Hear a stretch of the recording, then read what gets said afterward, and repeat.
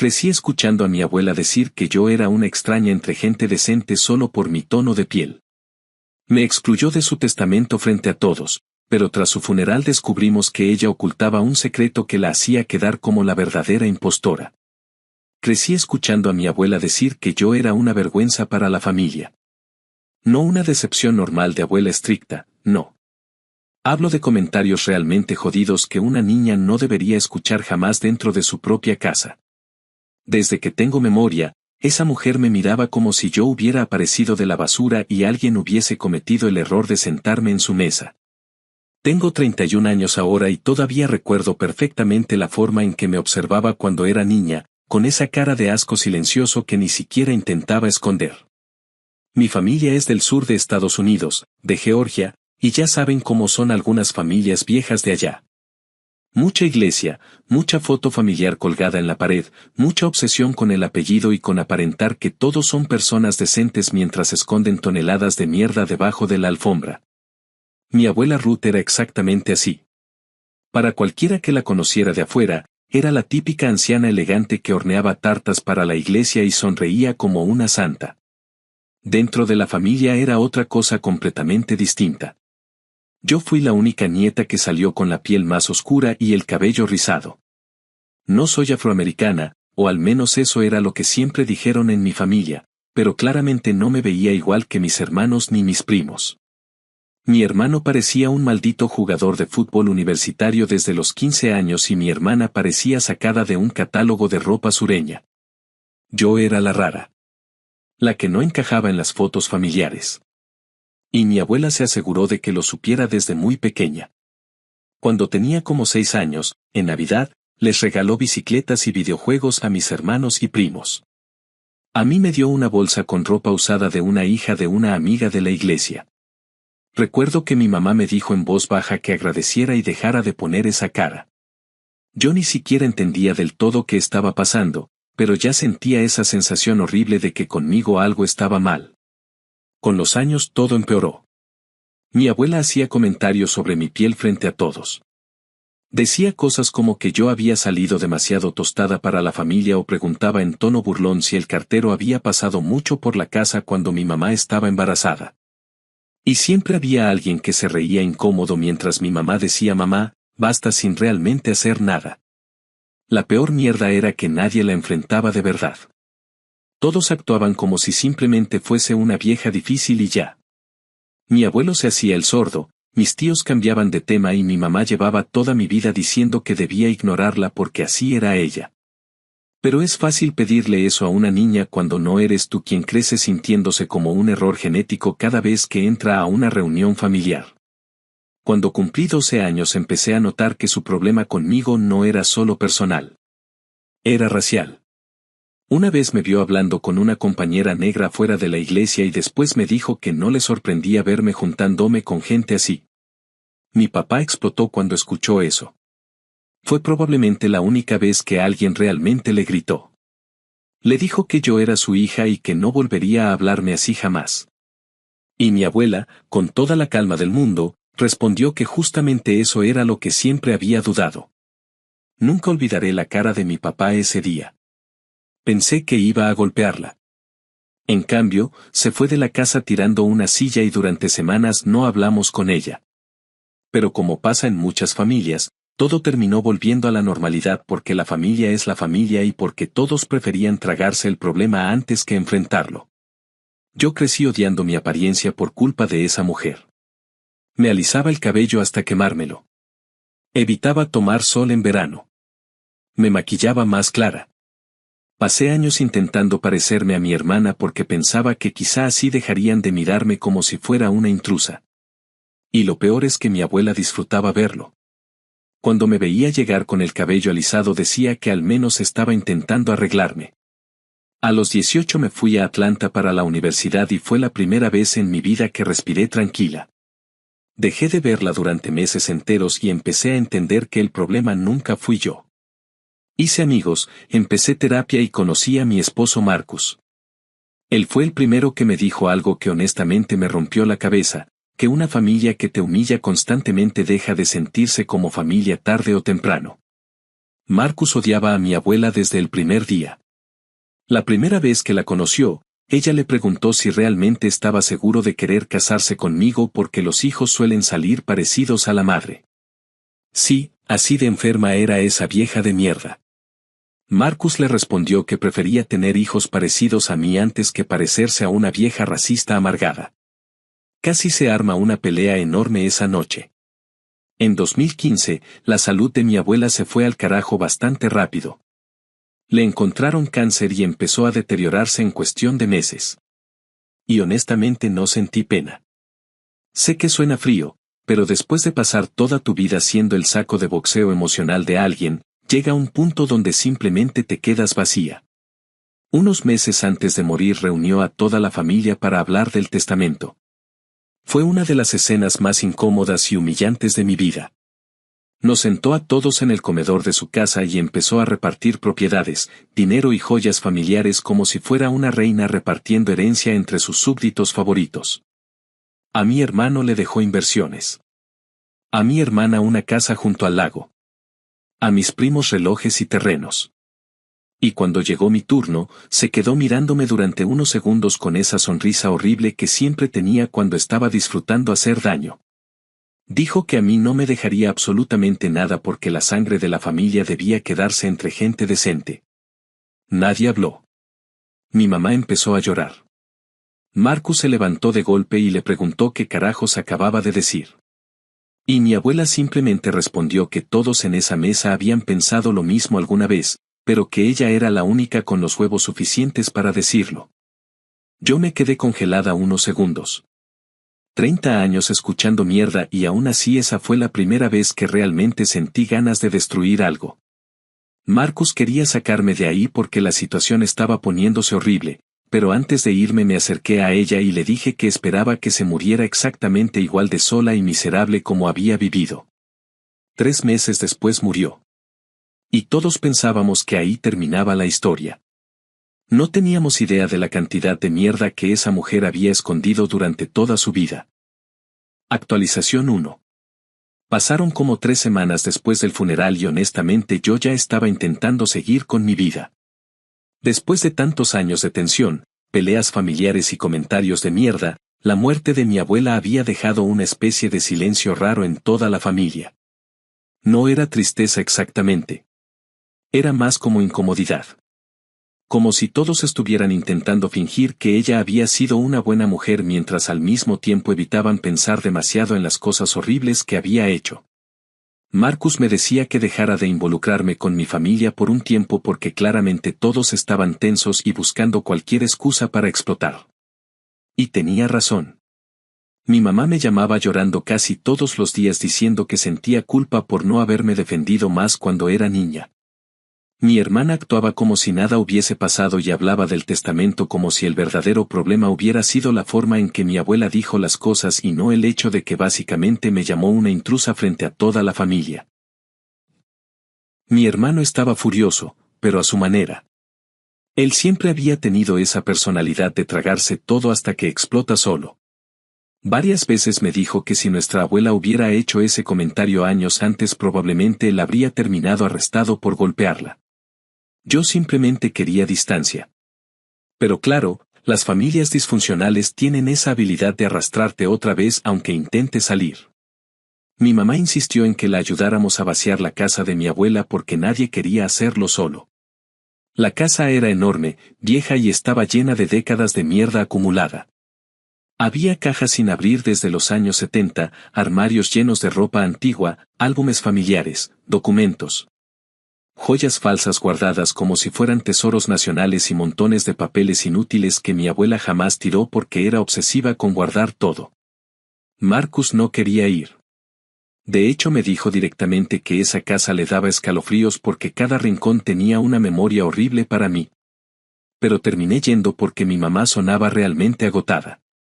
Mi abuelo había muerto años atrás y ahora toda esa responsabilidad había caído sobre ella y sus hermanos. El ambiente dentro de esa casa era raro. Ya sin mi abuela ahí, todo parecía más pequeño y más triste. Era como si la personalidad de esa mujer hubiese contaminado cada habitación. Mi tía Denise empezó a tomar cajas del ático mientras mi hermano revisaba documentos financieros junto a mi tío Ray.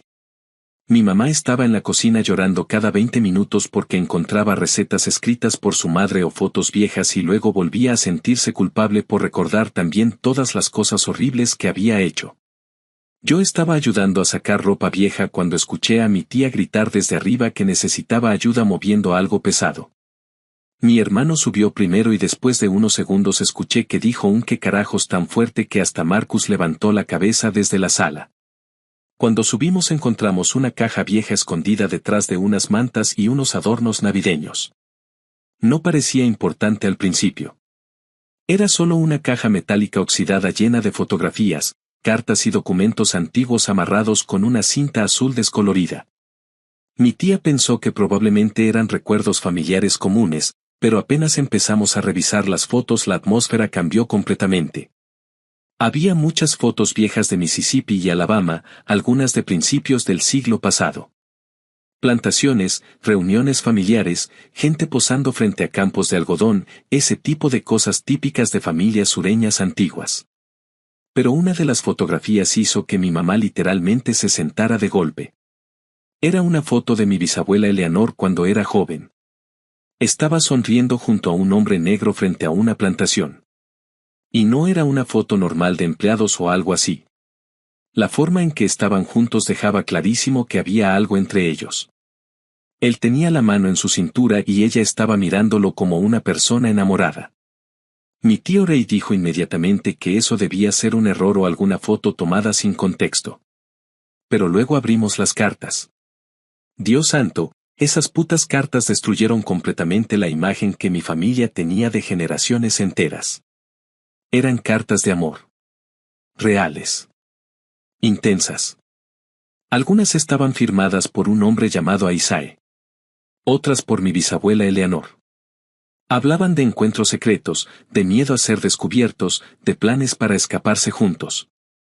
Varias mencionaban directamente la plantación de algodón donde él trabajaba. Y lo peor era que las fechas coincidían exactamente con la época en que mi abuela Ruth tenía unos 5 años. Mi mamá empezó a leer una de las cartas en voz alta y tuvo que detenerse porque estaba temblando. Isaac hablaba de cómo Eleanor decía que ya no soportaba vivir atrapada en un matrimonio miserable y racista. También mencionaba que la familia había empezado a sospechar de ellos y que tenía miedo de que ocurriera una tragedia si los descubrían. Ahí fue cuando todo empezó a encajar de una forma realmente enferma. Según lo que sabíamos de la historia familiar, el padre de mi abuela abandonó temporalmente a la familia durante esa época después de un escándalo enorme. Siempre nos dijeron que había sido por problemas financieros y alcoholismo. Pero las cartas contaban otra historia completamente distinta. El hombre había descubierto la relación entre Eleanor e Isaac y aparentemente todo explotó violentamente después de eso. Mi tía Denise dijo algo que dejó la habitación congelada. Dijo que ahora entendía por qué Ruth odiaba tanto a los negros desde niña. Porque probablemente había crecido culpándolos por destruir su familia y arruinar su infancia. Y honestamente eso ya era suficientemente jodido por sí solo. Pero luego mi hermano empezó a revisar fechas. Ese imbécil siempre ha sido obsesivo con detalles raros y genealogía familiar. Empezó a comparar fechas de nacimiento, viajes y documentos que estaban dentro de la caja. Y cuanto más revisaba, más seria se ponía su cara. Hasta que finalmente dijo algo que nadie quería escuchar. Dijo que las fechas no cuadraban para que el hombre que crió a Ruth fuera realmente su padre biológico. Recuerdo perfectamente el silencio después de eso. Mi mamá dejó caer una carta al piso y empezó a decir que no, que eso era imposible. Mi tío Ray se puso furioso y dijo que mi hermano estaba hablando estupideces. Pero mi hermano siguió mostrando documentos. Había registros de trabajo y viajes que demostraban que el supuesto padre de mi abuela estuvo fuera del estado durante meses justo antes de que ella naciera. Marcus me miró inmediatamente. Creo que ambos entendimos la misma mierda al mismo tiempo. Mi abuela pasó toda su vida aterrorizada por algo. No era solo racismo aprendido. Era miedo. Miedo enfermizo de que alguien descubriera que ella misma probablemente tenía sangre negra. Y de repente toda mi infancia empezó a verse distinta dentro de mi cabeza. Los comentarios sobre mi piel. La obsesión conmigo. Las humillaciones públicas. La manera en que me miraba. No me odiaba solamente por ser diferente. Me odiaba porque le recordaba algo que llevaba enterrando toda su maldita vida. Mi mamá terminó llorando en el piso del ático diciendo que ahora entendía demasiadas cosas. Empezó a recordar comentarios raros de su madre sobre mantener la sangre limpia y cómo Ruth evitaba hablar de su infancia más allá de historias superficiales. También recordó que su madre odiaba tomarse fotos de cerca y se ponía agresiva si alguien mencionaba ciertos temas familiares del pasado. Mi tío seguía negándolo todo porque estaba obsesionado con proteger el apellido familiar, pero honestamente ya nadie lo escuchaba. La caja había destruido demasiadas cosas de golpe. Y mientras todos discutían, yo me quedé completamente callada porque sentía una mezcla muy rara dentro de mí. Parte de mí estaba furiosa. Parte quería reírse de la ironía. Y otra parte simplemente sentía cansancio. 30 años soportando humillaciones de una mujer que probablemente estaba castigándome por el reflejo de su propio secreto. Actualización 2. Pasaron varios meses después de encontrar aquella caja y sinceramente mi familia nunca volvió a ser la misma. Todo lo que estaba podrido debajo de la superficie empezó a salir de golpe y fue como ver una casa vieja derrumbarse lentamente mientras todos intentaban fingir que aún seguía en pie. Las cenas familiares desaparecieron casi por completo. Thanksgiving fue incómodo como la mierda y Navidad directamente terminó siendo un desastre. Había demasiada tensión, demasiadas preguntas y demasiada gente intentando proteger la imagen de una mujer que llevaba décadas destruyendo personas desde dentro de la familia. Mi mamá estaba completamente rota emocionalmente. Creo que por primera vez en su vida empezó a aceptar que había permitido cosas imperdonables. Durante semanas me llamaba solo para llorar y repetir que no entendía cómo no vio el daño que me hacían todos esos comentarios cuando yo era niña. Y honestamente eso me provocaba sentimientos encontrados porque sí, apreciaba que finalmente reconociera lo que pasó, pero también me daba rabia que necesitara descubrir semejante secreto familiar para abrir los ojos. Yo había pasado años llorando en mi cuarto, odiando mi apariencia y sintiéndome una intrusa dentro de mi propia casa mientras todos preferían mirar hacia otro lado porque era más cómodo. Marcus seguía siendo la única persona que realmente decía las cosas sin filtros. Él estaba convencido de que toda mi familia tenía parte de culpa y no solo mi abuela. Varias veces me dijo que el problema nunca fue únicamente la vieja racista de mierda sino toda la gente que le permitió actuar así durante décadas porque era más fácil mantener la paz familiar que defender a una niña. Y aunque me dolía admitirlo, tenía razón. El problema fue que después de descubrir las cartas nadie podía dejar el tema quieto. Era imposible. Mi hermano se obsesionó completamente con investigar la historia familiar porque decía que necesitaba saber cuánto tiempo llevaba ocultándose todo eso. Mi tío Ray, en cambio, estaba desesperado por enterrar el asunto. Literalmente quería quemar las cartas y olvidarse de todo. Decía que ya había suficiente vergüenza y que no necesitábamos destruir el apellido familiar más de lo que ya estaba destruido. Pero claro, cuando una bomba explota así dentro de una familia, nadie simplemente sigue adelante. La situación empeoró cuando mi primo Jeremy habló con un historiador local que conocía bastante sobre las familias antiguas de esa zona de Mississippi. Y sí, sé que suena exagerado, pero en los pueblos del sur la gente recuerda chismes de hace 100 años como si hubieran pasado ayer. El hombre reconoció el apellido de mi bisabuela apenas lo escuchó y dijo algo que nos dejó helados. Dijo que durante décadas existieron rumores sobre un escándalo racial enorme relacionado con esa familia, pero que siempre se silenció porque tenían dinero e influencia. Ahí fue cuando entendimos que probablemente muchísima gente sabía algo y simplemente nadie hablaba. Marcus estaba furioso porque decía que toda mi vida había sido dañada por una mentira que generaciones enteras ayudaron a esconder. Y honestamente yo también empezaba a sentir eso. Cuanto más descubríamos, más asqueroso parecía todo. Mi hermano insistió durante semanas en hacer pruebas de ADN. Mi mamá no quería ni escuchar del tema porque decía que remover más mierda no iba a traer nada bueno. Mi tía Denise sí quería saber la verdad, pero le aterraba lo que pudiera salir. Y mi tío Rey directamente decía que cualquiera que se hiciera una prueba estaba traicionando la memoria de mi abuela. Eso casi provoca una pelea física en la cocina de mi mamá. Mi hermano le gritó que la memoria de nuestra abuela ya estaba bastante jodida por sí sola y que si había pasado toda su vida descargando odio racista sobre una niña mientras escondía semejante secreto. Entonces no merecía tanta protección.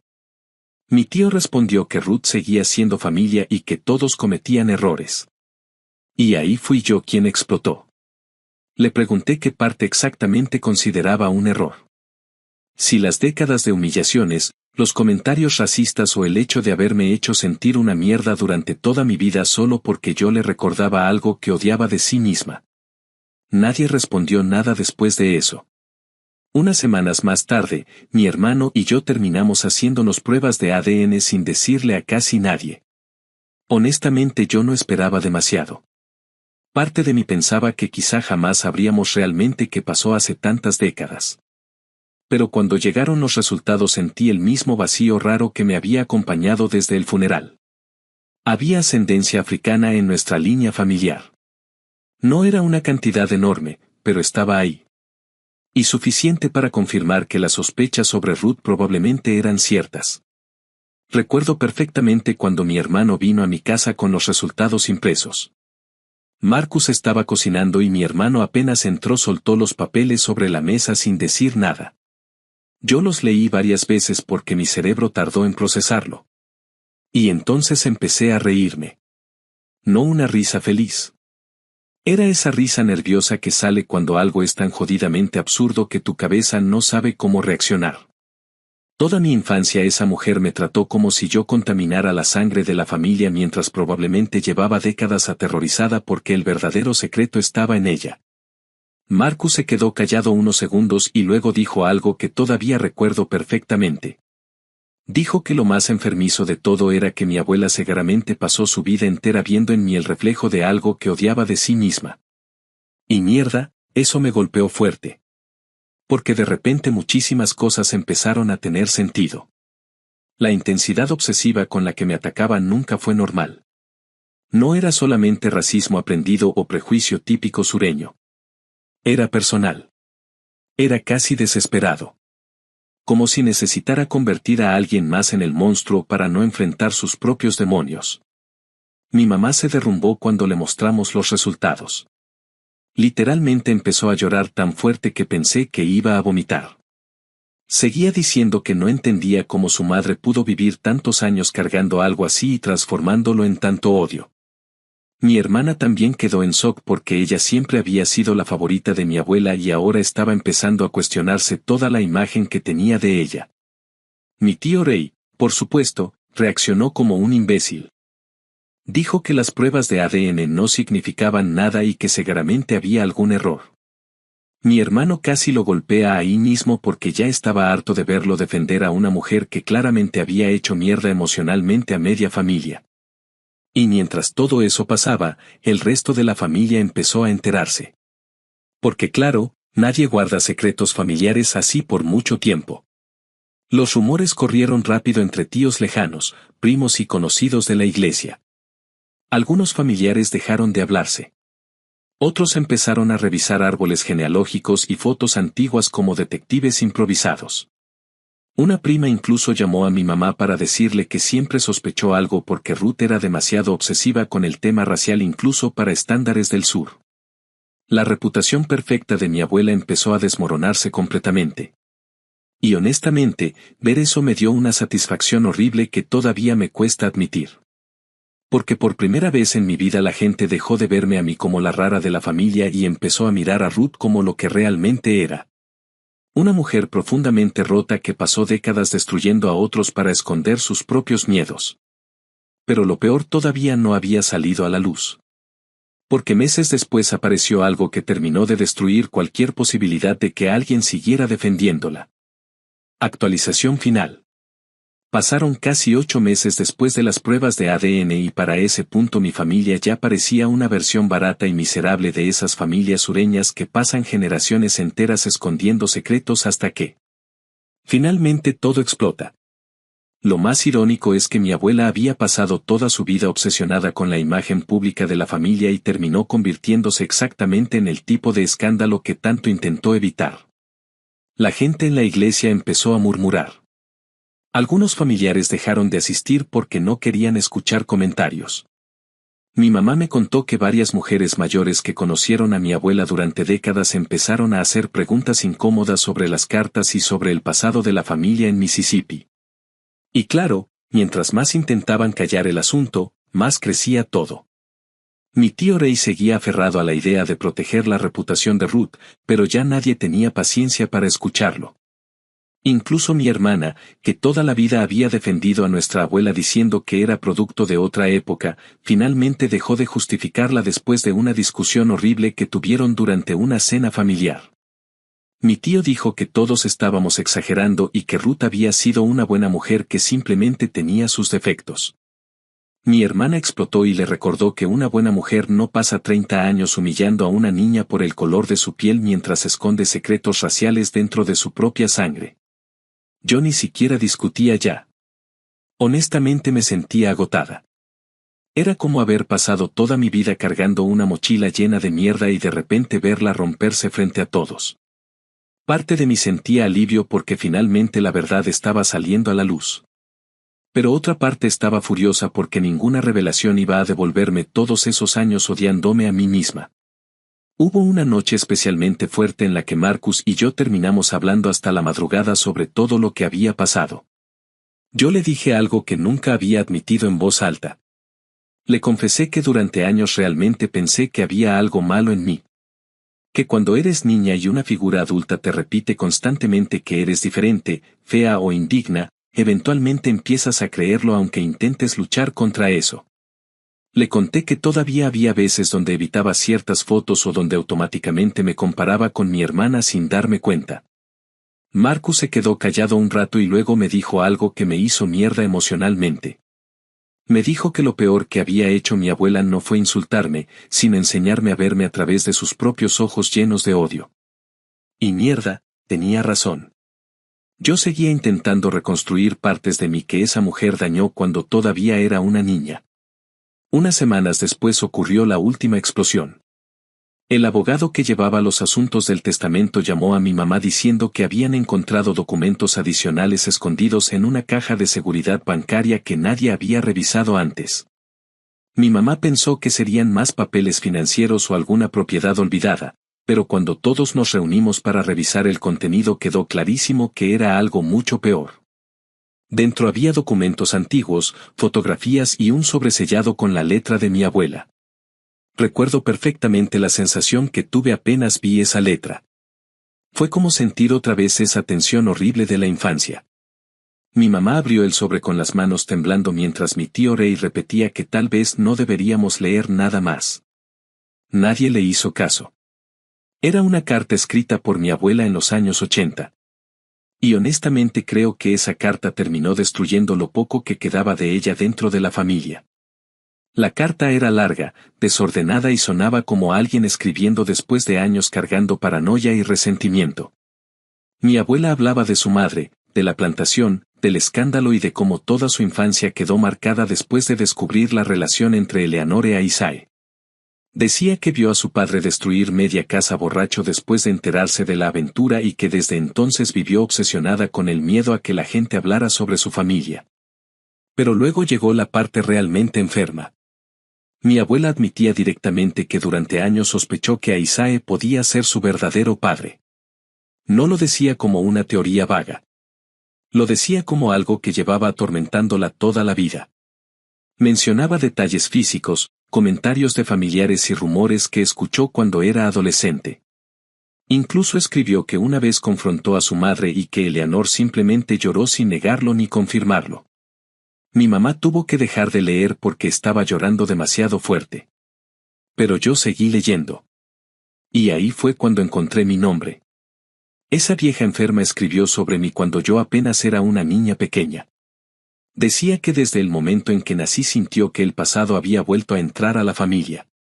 Hablaba de mi piel, de mi cabello y de cómo yo le recordaba el pecado que destruyó su hogar cuando era niña. Esa mierda me revolvió el estómago. Porque de repente entendí que todo había sido todavía más personal de lo que imaginaba. Ella no me veía simplemente como una nieta distinta. Me veía como un recordatorio viviente de algo que llevaba odiando desde 1925. 30 años descargando trauma y odio sobre una niña porque no pudo soportar enfrentarse a sí misma. Mi hermano se puso tan furioso leyendo esa carta que la tiró contra la pared. Mi hermana estaba llorando. Mi mamá directamente empezó a decir que no reconocía a la mujer que la había criado.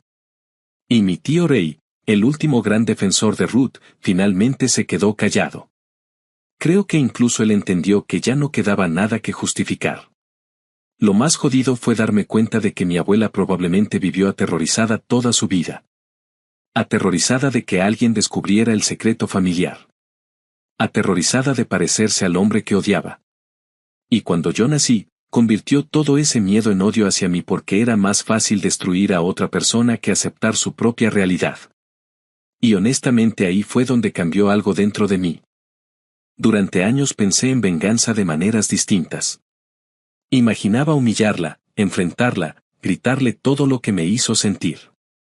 Pero la vieja murió antes de que pudiera hacerlo realmente.